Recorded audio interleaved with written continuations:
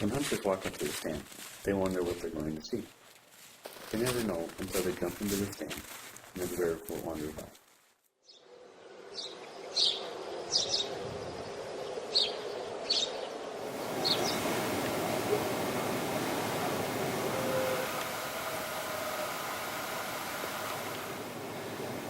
Here we go. Here they're coming in. She's right there. Probably about 30 yards.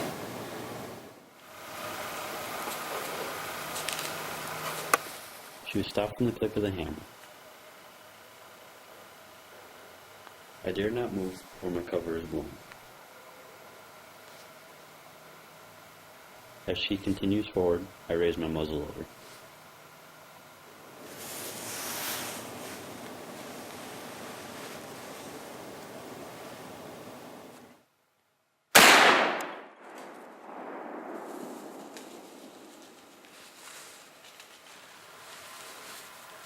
Oh, that was awesome.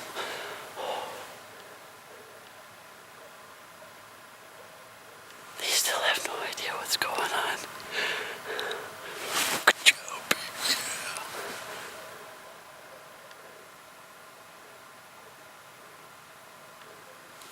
We're gonna let them mill around for a little bit. I'm gonna reload. I'm gonna get down and see what happened. Oh, we dragged little Betty out of the woods so all you folks at home can see what I harvest here. Got a nice sized doe. She's probably, I don't know, 3-4 years old maybe.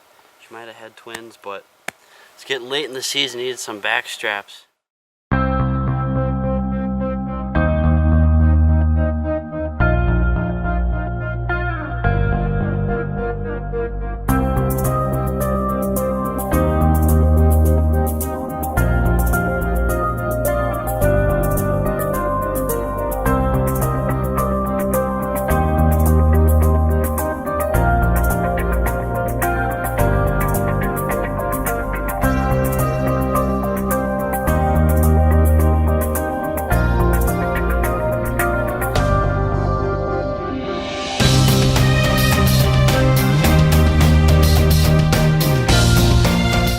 Got set up on the lake here.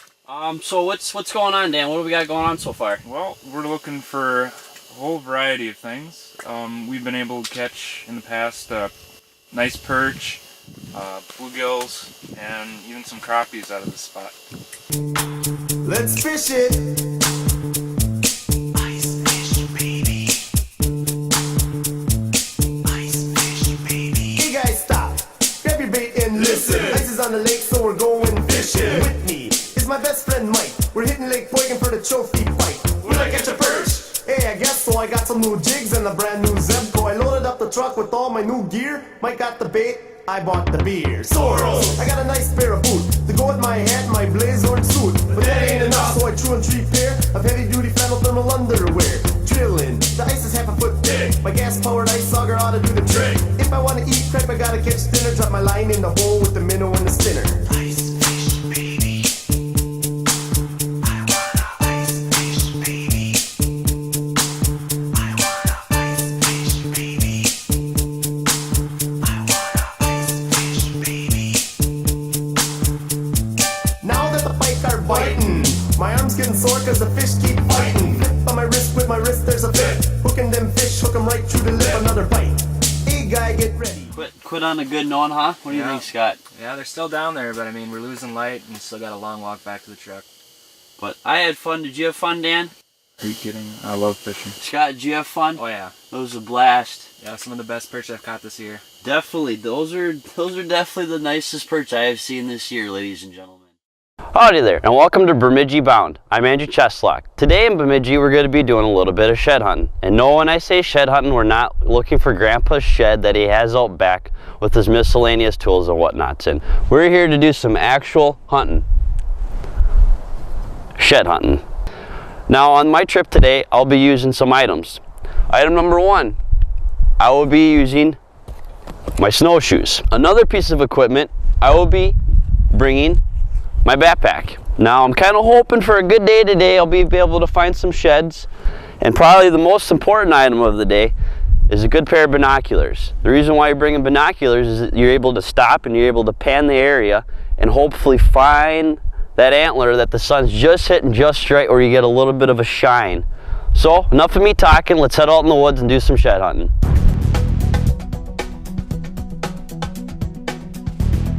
All right, look at this. We're on the board. Sweet, that's pretty slick. Look at that, just a little forker. Nothing huge, nothing spectacular, but it's an antler. That's what we're here today. We're looking for shed antlers.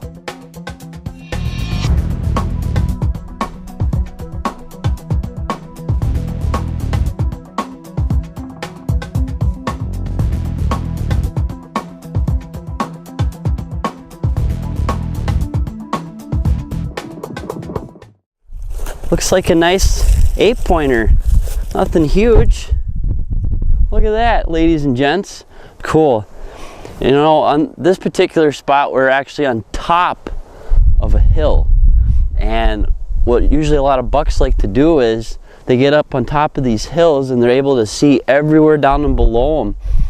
No, this is a nice little 8-pointer. It's pretty slick.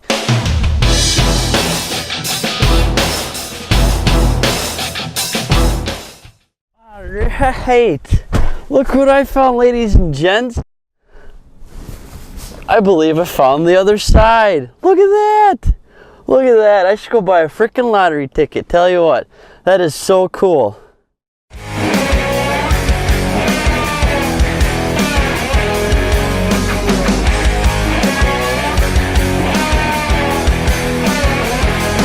Welcome to the home of the hillbilly. Yeah, baby, it's a land of barbed wire and moonshine whiskey.